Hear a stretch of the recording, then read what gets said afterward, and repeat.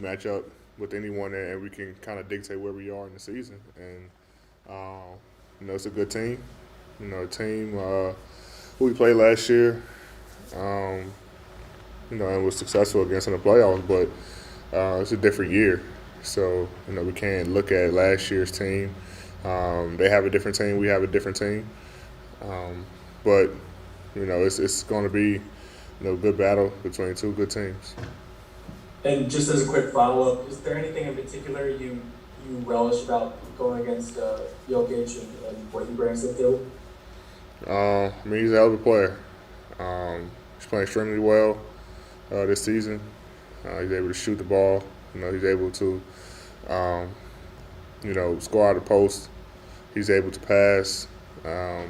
So he does it all for their team. He brings the ball up, and their guard sets screens for him. He's running the action. So he brings a different dynamic that we probably haven't seen this year. But it's always fun going up against a player like that. Okay, next up, Dan Wakey, please. Hey, Nate, are you going to read Jared's book? Nah, I thought it was an audio book. I think you can read it too. Are you gonna listen to Jared's audiobook? No, I told him to leave me out of that stuff. I've been getting tagged out on Instagram and stuff from comments from his book. So no, I'll probably listen to it though. Support the teammate. Good for you. In relation again to Denver and Nikola, as a big man who's a skilled player who can do a lot of different things. How much fun is it to see kind of that position open up and let guys kind of do things like the way that Jokic does and bring him to him and not be put into sort of like just go stand on the block and do close moves? I think that's just the way the league has gone since maybe like my third year in the league.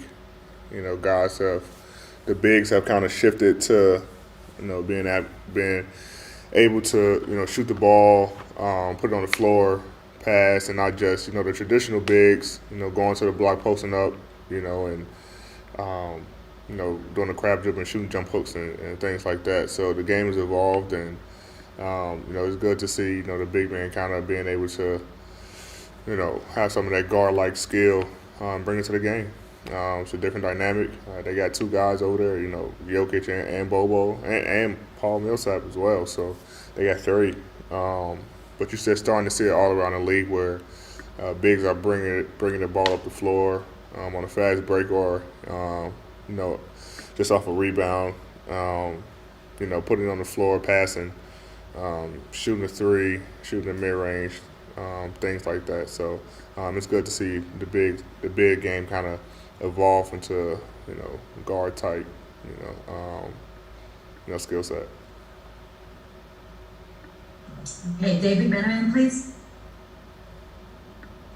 So AD, in Jared's book that you still haven't supported yet because you're not quite up to speed as a teammate, he said that Dwight was such a big part of your success against Denver in the playoffs last year. He felt, actually, I think he wrote that Jokic, I don't think he used the word scared, but had an effect that Dwight had on him versus anybody else he had. And I know you all said that you're different at the center position, not necessarily better or worse. You guys who take charges versus gives many blocks, et cetera, et cetera. But how much was Dwight a part of your success in getting to the finals, getting past Denver last year?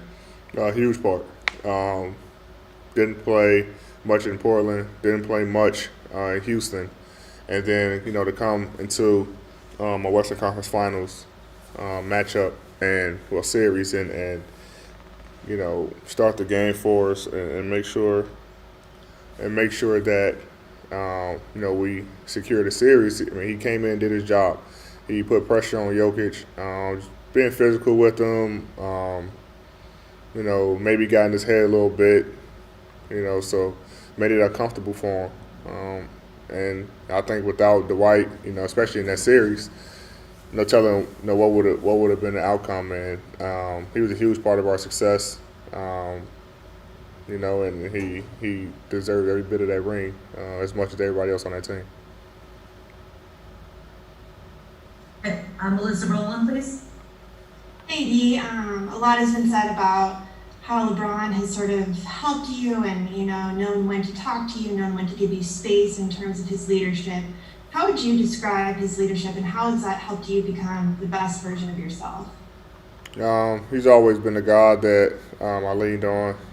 Um, he's like a bigger brother to me, and helped me with things I need help with, on and off the floor. So it's been good just having him around and being able to, call, text him whenever I need support on anything. Mainly on court stuff, just trying to figure out everything. Um, so it's been good just having him around, and if he sees things, he helped me. Um, and if I have questions about anything, he's always there, picking up his phone or responding to a text, and helping me out. So it's been good to have him around, just kind of, helping me through everything. Growing as a player, growing as a leader for a team and for an organization. Something he's been very familiar with his entire career. Okay, Kari Jones, please. What's happening, maybe? When you saw the game evolve the third year in the league, were you already ahead of the curve? Were you working toward like shooting and spreading on the outside? And also, do you see the game evolving now? Yeah, I mean, I was a guard in high school, so I've always kept, my guard skills when I hit my growth spurt. So I was already shooting mid range, shoot good from the line. Shot threes in Kentucky. I didn't shoot as many in my rookie year, or my second year in the league, if any, just because our system and I was really like me and Robin Lopez were like the only big, so I kind of just stayed in the paint. But I'll bring the ball up or whatever. But I've always kind of had the skill, so I was kind of ahead of the curve, and still just evolving now. The game is evolving now. I wasn't, I had the ball at the top of the key, and for our sets, but I wasn't, getting off the glass and pushing it or having guards on set screens and stuff for me. So, I think that aspect of my game has evolved, just the way the league is going. Okay, last two questions. Davide, please.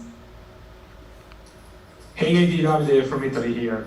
You've been on the road for 7 games now. Which is the COVID rule, the COVID protocol rule you can't get used to? That I can't get used to? Yeah. Something very tough to deal with at 7. Well, it was tough for me just going back home in Chicago and not being able to see my family. Something that I've always done just because, I've been in the Western Conference, since I've been in the league, and I don't go back. I only go there once. And so, that's usually when I see all of my family and everything like that. And so, it's just tough not being, we went to a lot of guys' hometowns, Markeith, Philly, KCP, and Atlanta, Bron, Cleveland. We just, guys can see their families like they usually do. So I think that's the toughest part. Okay, final question. Dan has, I believe, another question. Yeah, just a quick follow-up. AD, we talk a lot, or people talk a lot, I guess, about the Clippers, you guys, the Nets as being like this really top tier. How do you view Denver as a team that's as dangerous as anybody else? Absolutely. I mean, Denver's always in a conversation about one of the better teams in the league. They're always one of the top teams